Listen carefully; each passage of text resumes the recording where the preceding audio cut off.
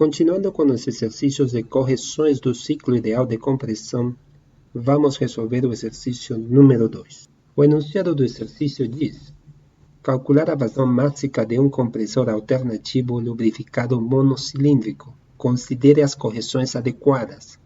O compressor comprime gás natural com as seguintes características: rotação, 1.200 revoluções por minuto, diâmetro do cilindro, 13 polegadas, diâmetro da haste, 2 polegadas e meia, curso do pistão, 9 polegadas, tipo de feito duplo, clearance do lado da tampa, 25%, e clearance do lado da haste, 11%. Pressão na admissão, 400 kPa, e pressão na descarga, 1.200 kPa. A temperatura na admissão é de 32 graus Celsius, o peso molecular médio do gás é de 17,5 kg por kmol, o fator de compressibilidade na admissão é de 0,95 e na descarga de 0,91, e o coeficiente adiabático é de 1,275. Então, o que nos pede é calcular o fluxo máximo ou vazão máxima de gás durante o processo de compressão num compressor de duplo efeito. Para resolver esse exercício, primeiro temos que entender como funciona um compressor de duplo efeito. Num compressor de duplo efeito, temos dois pares de válvulas, um formado por uma válvula de admissão e outra de descarga, e o outro também formado por uma válvula de admissão e outra de descarga. Além disso, identificamos dois tipos de lados no cilindro: o lado da tampa, que é este lado daqui, e o lado da haste, que é o lado onde se encontra a haste do pistão.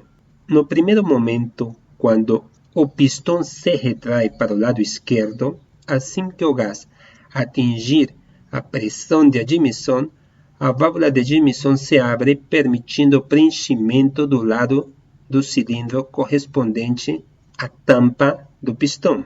Entretanto, no lado da haste, haverá uma quantidade de gás que, no seu processo de retração da direita para a esquerda, o pistão irá comprimir esse gás até uma dada pressão, que é a pressão de descarga, que quando se atingir essa dada pressão, a válvula de descarga se abre, permitindo que o gás que se encontra no lado da haste seja descarregado. Assim que o pistão se retrai completamente, começa o processo de contração de esquerda para a direita. Nesse processo de contração de esquerda para a direita, o gás admitido inicialmente é comprimido, reduzindo seu volume até se atingir uma pressão de descarga.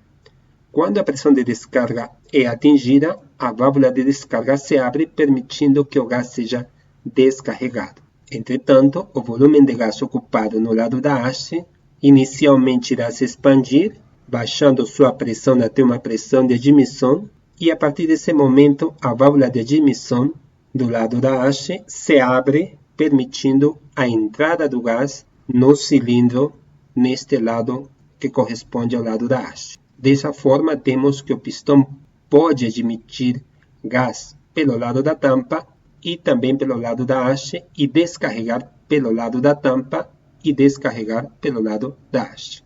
Para o cálculo da vazão máxima, precisamos da seguinte equação, que nos diz: vazão máxima é igual a massa específica na aspiração vezes o volume aspirado total e vezes o número de rotações. Ou seja, Vasp é volume total aspirado, N, número de ciclos por minuto, ρA, massa específica do gás.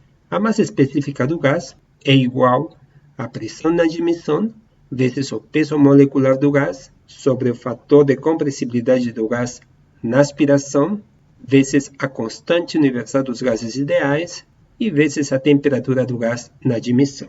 Chamamos atenção para o volume total aspirado, já que ele vai ser aspirado tanto no seu processo de retração, no lado da tampa, quanto no seu processo de contração, de esquerda para a direita, no lado da haste.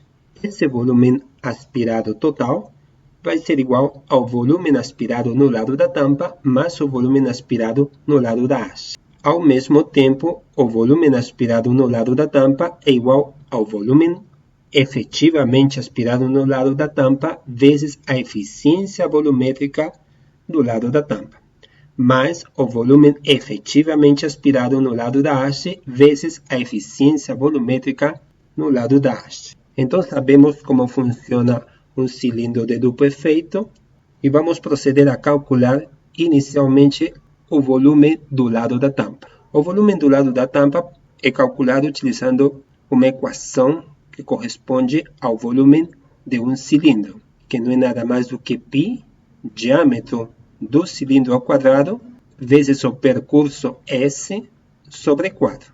Repare que o percurso S vai ser o mesmo tanto quanto o compressor se deslocar de esquerda para a direita, quanto se deslocar de direita para a esquerda.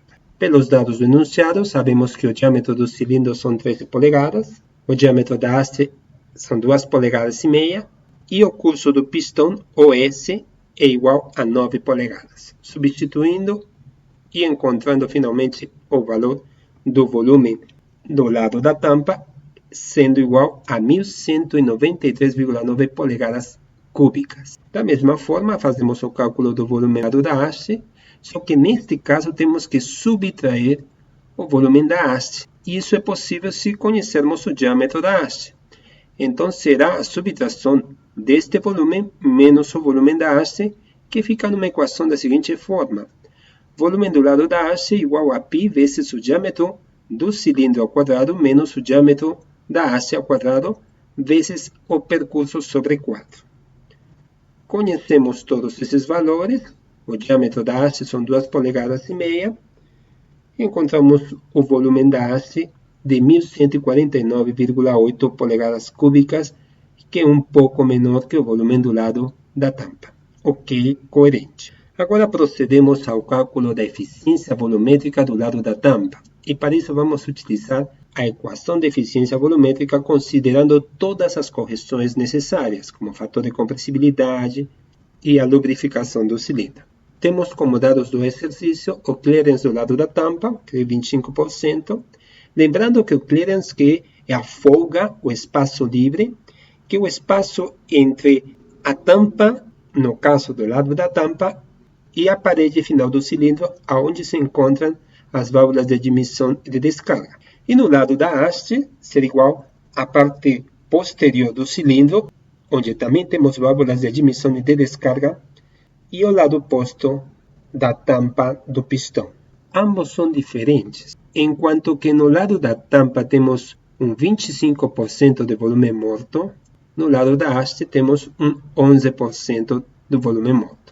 Além disso, temos a pressão de admissão, a pressão de descarga, a temperatura na admissão, os fatores de compressibilidade e o coeficiente adiabático. Substituindo os valores fornecidos no enunciado na equação, temos que considerar que este fator que corrige os vazamentos foi considerado como sendo igual à razão de compressão sobre C, onde sabemos que a razão de compressão é igual à pressão na descarga sobre a pressão na admissão.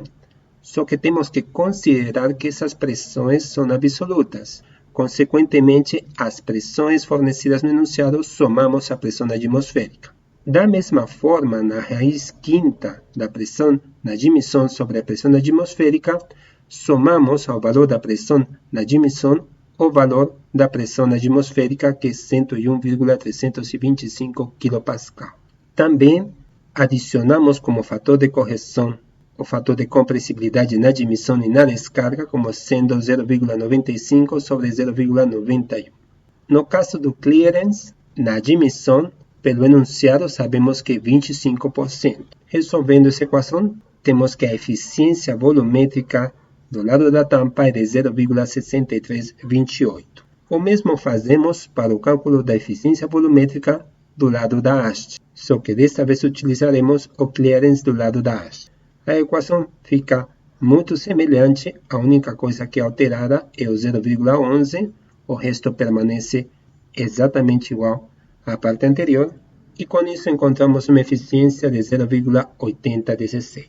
Agora vamos calcular o volume total aspirado. Como tínhamos visto anteriormente, o volume total aspirado é igual ao volume aspirado do lado da tampa vezes a sua eficiência volumétrica, mais o volume aspirado do lado da haste vezes a sua eficiência volumétrica. Temos os valores do volume para o lado da tampa e para o lado da haste e as eficiências respectivas.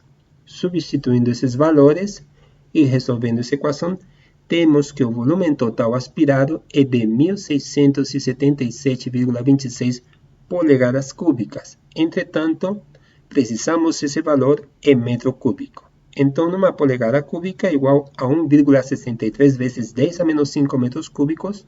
Fazendo a conversão, então temos que o volume total aspirado é de 0,0274 metros cúbicos por ciclo. Agora passamos para o cálculo da vazão mássica. Precisamos inicialmente calcular a massa específica.